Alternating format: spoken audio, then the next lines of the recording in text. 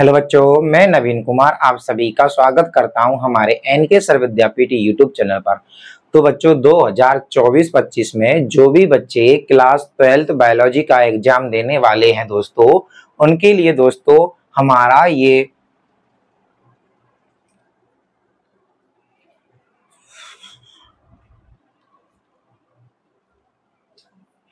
Hello बच्चों, मैं नवीन कुमार आप सभी का स्वागत करता हूं हमारे एनके सर विद्यापीठ यूट्यूब चैनल पर।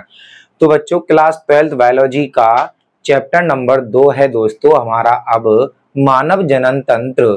ठीक है दोस्तों, यानी कि मानव में जनन। दोस्तों चैप्टर नंबर 1 पढ़ा था दोस्तों हमने पुष्पीय पादपों में लैंगिक जनन। अब हम पढ़ेंगे बच्चों मानव में लैंगिक जनन किस प्रकार का होता है। दोस्तों देखिए दोस्तों, जिस प्रकार से मैंने आपको बताया था कि जनन क्यों आवश्यक होता है, तो जनन दोस्तों प्रगति में अपने समान ही संतति उत्पन्न करना, यानी कि जो भी प्राणी जिस वर्ग में आता है या जिस जाति में आते हैं दोस्तों, जैसे हम मानव हैं दोस्तों, होमोसेपियंस है, जानवरों के अलग होते हैं। इसी प्रकार से दोस्तों सभी लोग अपने अपने वंश को बनाए रखने के लिए दोस्तों क्या करते हैं, जनन क्रिया करते हैं, जिसको इंग्लिश में बोलते हैं रिप्रोडक्शन दोस्तों।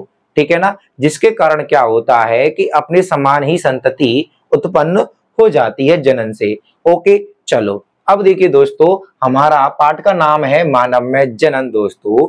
तो देखिए दोस्तों जो मानव है ना हमारा, ये मानव हमारा एक लिंगी क्या है दोस्तों, एक हम कह सकते हैं कि एक लैंगिक जनन करने वाला है। मतलब दोस्तों हम कह सकते हैं कि मादा और नर इसमें अलग अलग होते हैं, जैसे हम पुरुष होते हैं और महिलाएं होती हैं दोस्तों।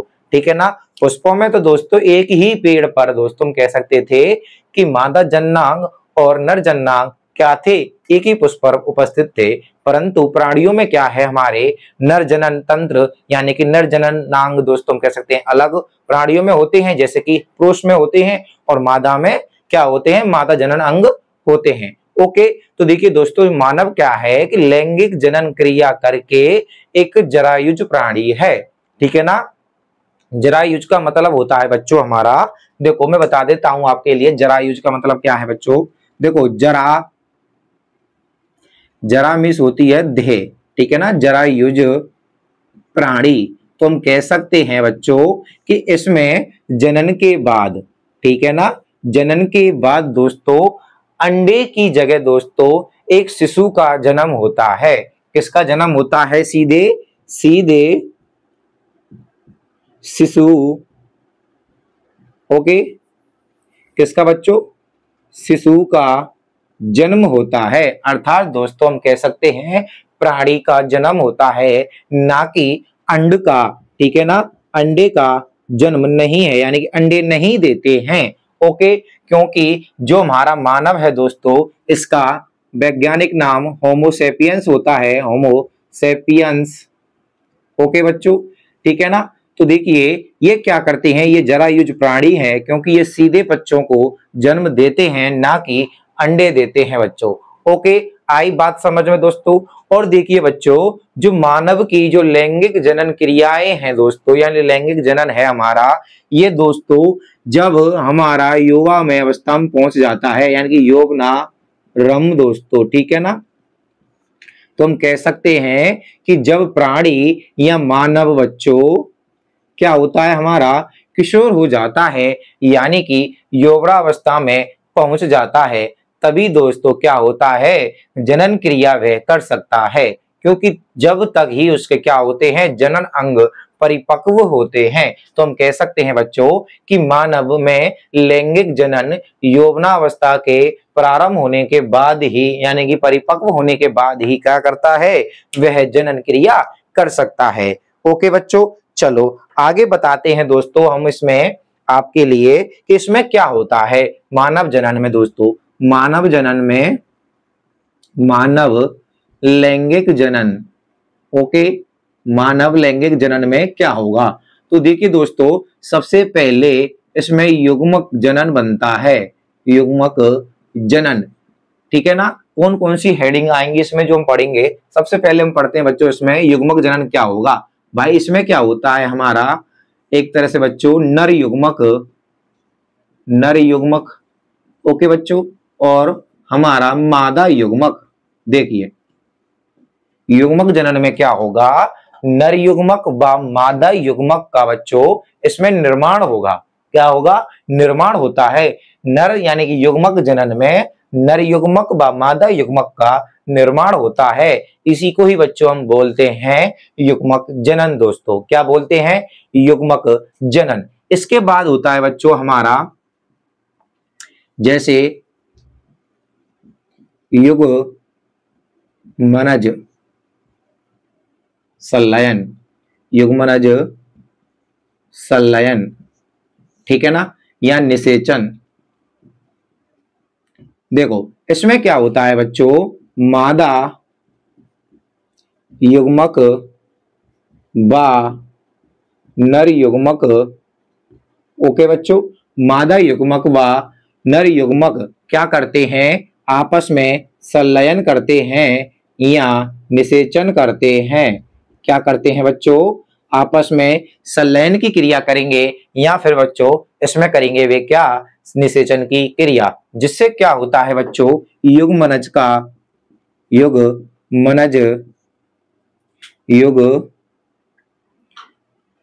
युग्मनज का निर्माण होता है।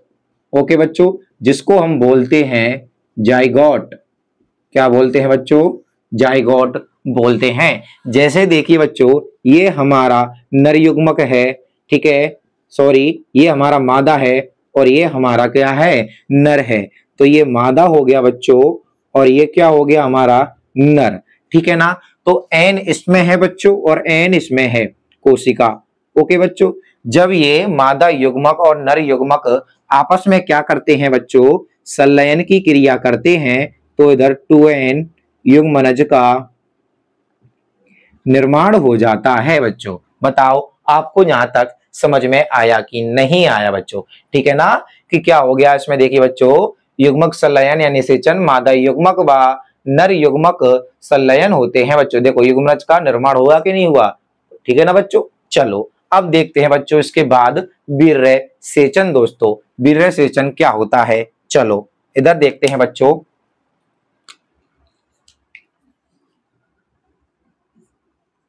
वीर्य सेचन, देखो बच्चों सेचन का मतलब होता है एक तरह से इसके निश्चित स्थान पर पहुंचाना बच्चों, ठीक है ना। तो इसमें क्या होता है बच्चों, जो हमारा नर शुक्राणु होता है, नर शुक्राणु, ठीक है ना, नर युग्मक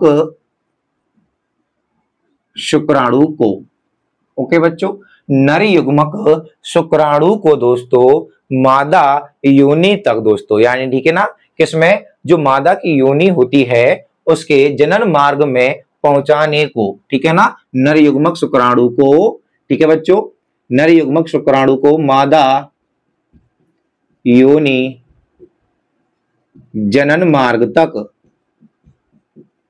पहुंचाना। ओके बच्चों, पहुंचाना, जिससे क्या होता है कि नर युग्मक मादा युग्मक से संलयन की क्रिया कर सके आसानी से। इसी को ही बोलते हैं वीर्य सेचन दोस्तों, ठीक है ना, कि नर युग्मक शुक्राणु को मादा युग्मक अंडाणु तक पहुंचाने के लिए उसको क्या करता है, मादा योनि तक पहुंचाने का कार्य करता है। ओके बच्चों, किसके द्वारा दोस्तों, शिश्न के द्वारा। चलो इसके आगे पढ़ते हैं बच्चों हम। क्या हमने पढ़ लिया, युग्मनज का निर्माण, युग्मज संलयन पढ़ लिया, और फिर दोस्तों हमने पढ़ लिया वीर्य सेचन। अब पढ़ते हैं बच्चों हम विदलन। अब देखिए बच्चों, विदलन क्या होता है, इसमें क्या होता है बच्चों, जो हमारा युग्मनज होता है, क्या होता है बच्चों हमारा, इसमें जो युग्मनज होता है उसमें दोस्तों विशिष्ट प्रकार के, ठीक है ना, जैसे हमारा ये क्या है, हमारा युग्मनज है बच्चों, क्या है ये हमारा युग्मनज में, इसमें दोस्तों विशिष्ट प्रकार के समसूत्री विभाजन होते हैं। क्या होते हैं बच्चों, इसमें समसूत्री विभाजन होते हैं। ओके, किसमें, इसमें होते हैं बच्चों समसूत्री विभाजन। ओके, तो हम कह सकते हैं बच्चों विदलन, यानी कि विदलन में क्या होता है, इसमें दोस्तों युग्मनज में एक विशिष्ट प्रकार के समसूत्री विभाजन होते हैं, जिसके कारण उस यानी विभाजन होता है, उसी को ही दोस्तों हम विदलन कहते हैं। जैसे दोस्तों जो हमारा युग्मनज होता है वह हमारा मोरूला, मोरूला गैस्टुला व कारक पुटी में बदल जाता है। बताओ क्या आपको कोई परेशानी आ रही है बच्चों? यहाँ तक कि आपने समझ लिया ना कि जो हमारा विदलन होता है बच्चों, ये हमारा मोरूला, गैस्टुला व कारक पुटी में बदल जाता है। इसके बाद देखिए दोस्तों, जो हमारी हेडिंग है वह होती है दोस्तों, इसको साफ कर देते हैं।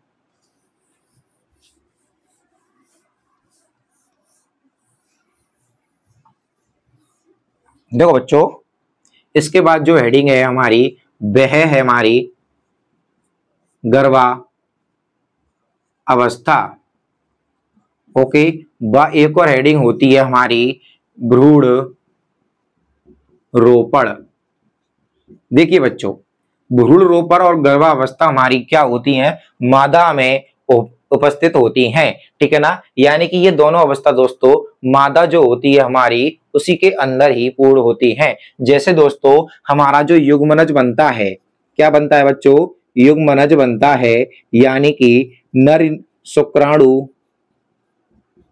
ठीक है, व मादा अंडाणु बच्चों, मादा अंडाणु, ठीक है ना बच्चों। नर शुक्राणु व मादा अंडाणु दोस्तों, इन दोनों का निषेचन दोस्तों कहाँ होता है हमारा? इन दोनों का निषेचन बच्चों हमारा मादा, ठीक है ना, मादा की अंडवाहिनी में होता है। मादा की बच्चों कहां पर होता है? अंडवाहिनी में होता है। ओके बच्चों, जैसे आपने देखा होगा कि मादा का सिंपल रूप से दोस्तों इस प्रकार से एक चित्र होता है। ओके बच्चों, ठीक है। इधर ये क्या है हमारे,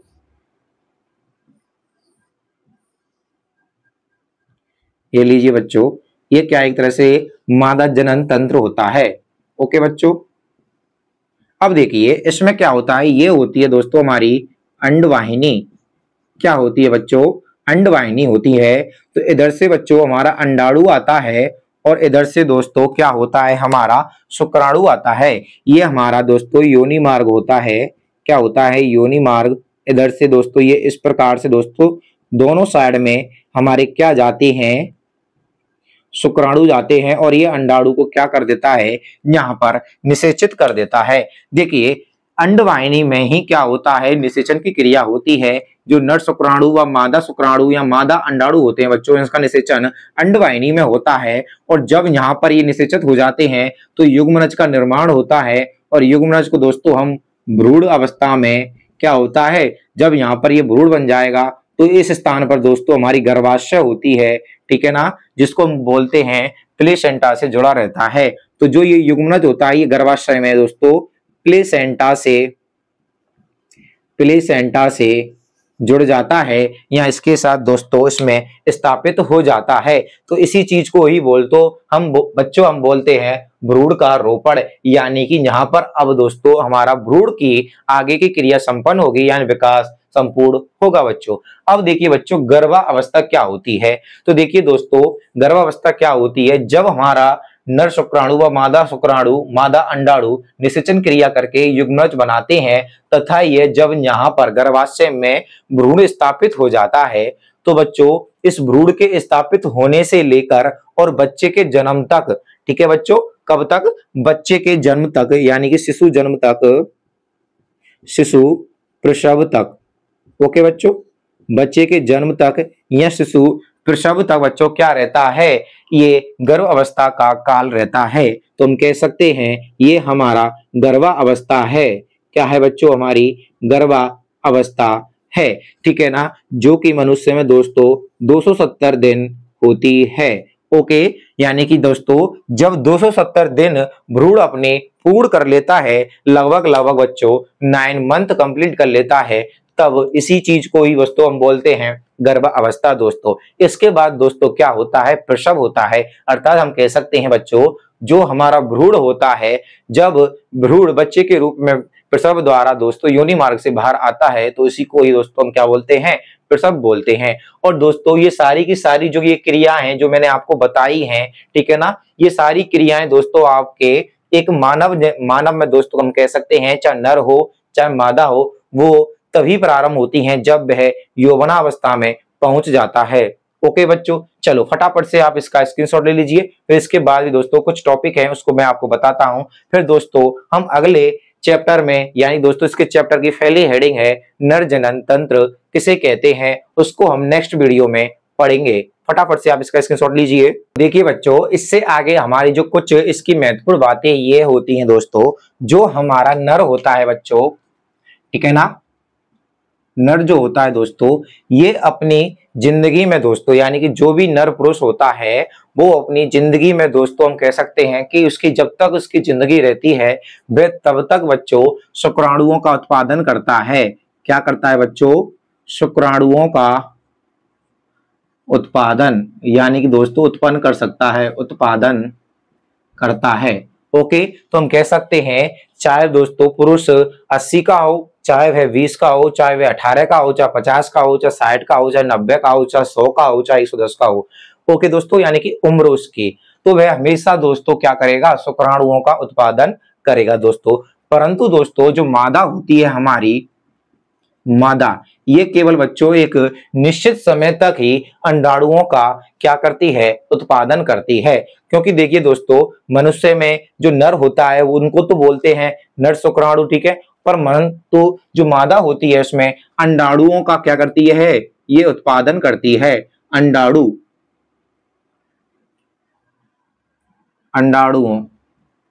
ओके बच्चों, तो हम कह सकते हैं कि जो मादा होती है ये अंडाणुओं को दोस्तों 50 वर्ष तक लगभग, ओके, चाहे वो इससे दोस्तों कम भी हो सकती है, 45 या 55वीं उम्र तक हो सकता है कभी कभी किसी महिला में दोस्तों, परंतु दोस्तों इसकी जो लगभग होती है वो 50% उम्र होती है। यानी कि इस उम्र तक आते आते दोस्तों हम कह सकते हैं कि महिला अंडाणुओं का उत्पादन करना बंद कर देती है, अर्थात हम कह सकते हैं कि अंडाणु युग्मक इसमें अब बनना बंद हो जाते हैं। ओके बच्चों, आई बात के नहीं आई बात समझ में? और देखिए दोस्तों, जो हमारा नर होता है, ठीक है ना, इसमें दोस्तों मूत्र व जनन के लिए दोस्तों एक ही बाह्य मार्ग, एक ही बाह्य मार्ग शिश्न होता है। ओके बच्चों, परंतु दोस्तों मादा में यह अनुपस्थित होता है। क्या? मादा में शिश्न अनुपस्थित रहता है बच्चों। परंतु देखिए दोस्तों, जो मादा होती है हमारी, ठीक है ना, इसमें दोस्तों मूत्र व जनन छिद्र दोस्तों एक दरार के रूप में होते हैं। ओके बच्चों, रूप में क्या होते हैं? ये मूत्र व जनन मार्ग अलग अलग होते हैं दोस्तों। हम कह सकते हैं एक मूत्र मार्ग का होगा, एक जनन मार्ग का होगा, परंतु दोस्तों इसमें एक ही होता है मूत्र और दोस्तों किसके लिए? जनन के लिए दोस्तों, ठीक है ना, परंतु इसमें अलग अलग जनन छिद्र होते हैं, जिसको दोस्तों आगे किसको कहते हैं? एक दरार के रूप में खुलता है, दरार के रूप में होता है, जिसे हम दोस्तों भग कहते हैं। क्या कहते हैं? भग कहते हैं। तो आपको समझ में आ गया होगा बच्चों कि जो मादा होती है इसमें नर के लिए, यानी कि दोस्तों मूत्र के लिए और जनन के लिए दोस्तों अलग अलग होते हैं, परंतु इसमें दोस्तों एक ही होता है। चलो दोस्तों, इससे आगे जो हमारी हेडिंग रहेगी उसको हम दोस्तों डिटेल में पढ़ेंगे, वो है दोस्तों हमारी नर जनन तंत्र दोस्तों, ठीक है ना। देखिए दोस्तों, इसको पूरी तरह से डिटेल में पढ़ने के लिए हमको लगभग बच्चों 1 घंटा या सवा घंटा लगेगा, इसलिए दोस्तों इसको हम पार्ट 2 में पढ़ेंगे। तब तक के लिए दोस्तों आप हमारी वीडियो से जुड़े रहें, हमारे चैनल से जुड़े रहें दोस्तों। आपको इसके नोट्स दोस्तों हमारे टेलीग्राम चैनल पर मिल जाएंगे, जिसकी लिंक दोस्तों आपको हमारी वीडियो की डिस्क्रिप्शन में मिल जाएगी। आप हमारे व्हाट्सएप ग्रुप से भी जुड़ सकते हैं और हमसे चैट करके बता सकते हैं सर हमको ये प्रॉब्लम है, तो आप प्लीज इस पर भी वीडियो बना दीजिए, तो हम आपके लिए उस पर भी वीडियो बनाएंगे दोस्तों। तब तक के लिए दोस्तों जय हिंद, जय भारत दोस्तों।